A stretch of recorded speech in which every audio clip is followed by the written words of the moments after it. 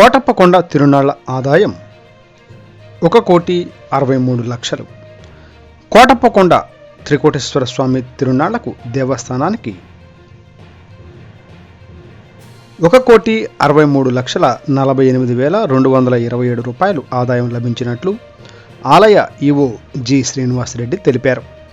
గత ఏడాది కంటే 10,19,000 ఆదాయం తగ్గింది. గత ఏడాది 1,73,67,389 రూపాయలు ఆదాయం వచ్చింది.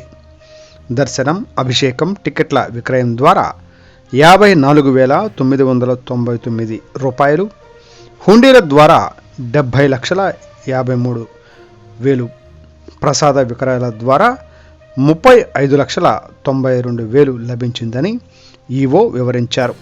బంగారం 49 గ్రాములు, వెండి కానుకలు 506 గ్రాములు వచ్చాయన్నారు.